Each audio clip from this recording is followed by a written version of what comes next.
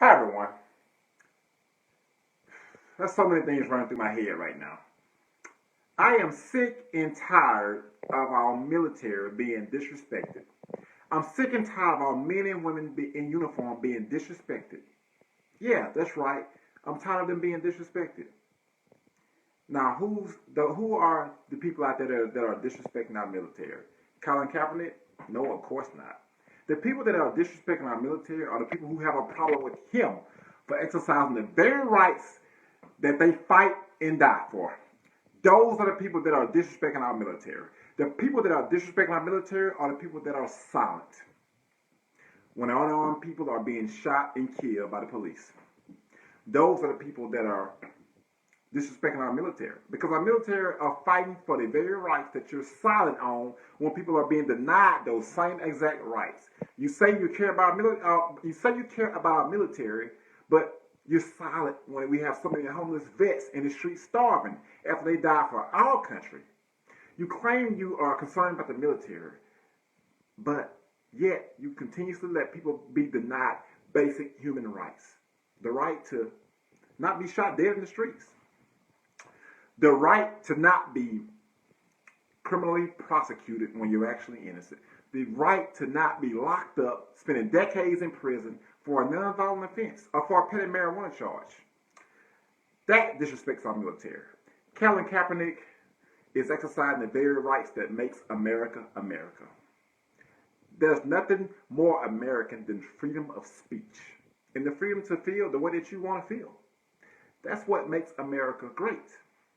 We have so many people that are being denied their rights, and it's egregious. It has to stop.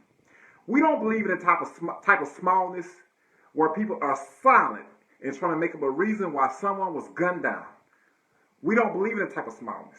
Just a few years ago, during a time when we had presidential candidates running for president in the 2012 primary, being silent when American soldiers was being booed. That's how you disrespect our military. You disrespect our military by not giving a damn about the issues that we face. You disrespect the military when you don't care about someone else's rights being denied because they're not your rights. But you have to understand when someone else's rights are being denied, that can very well be your rights. Your rights can be next. So when I see someone being denied their rights, regardless of their color or regardless of their sexual orientation, it bothers me because I know that my rights could be next. I am my brother's keeper. I am my sister's keeper. And that's what makes this nation works. That's what type of country that we are. That's the type of country that we have to continuously challenge ourselves to live up to. Nothing less than that. Nothing less. And I'm going to close by, I always talk about Anthony Hinton from my home state of Alabama. And Anthony Hinton did 3 decades on death row for a crime that he didn't commit.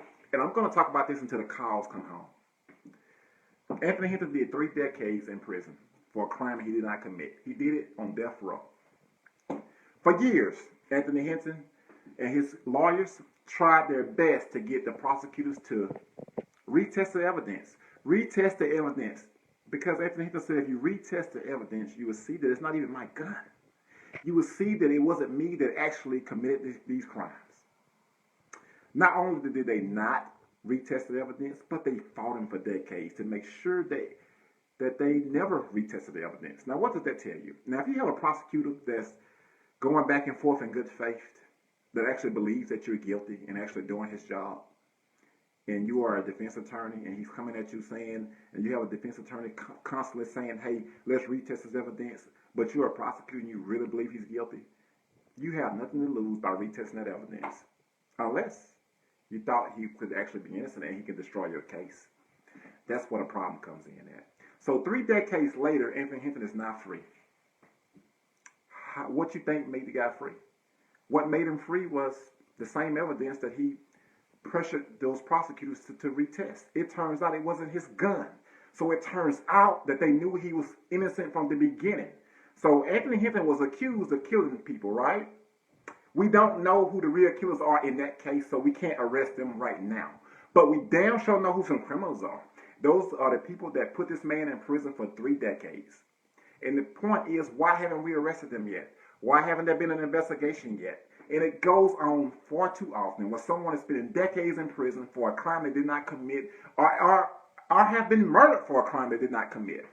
That's how you disrespect the military. When you're silent on things like that, we have to stop letting prosecutors just do our judicial system based on a win-loss ratio. And it's one of the most things I'm passionate about. That's why I talk about it so much.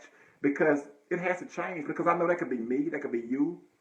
And if we don't change the system, then we're going to continue to lose innocent lives. And when no one challenges America, if no one wants to challenge America, then we would still have slavery if America was never challenged. So the whole notion that America should never be challenged is a false notion. We are America because we've been challenged. We don't get a civil rights bill if America has never been challenged. It don't get done. We don't get a civil rights bill if America has never been challenged. We don't get the Social Security Act if America has never been challenged.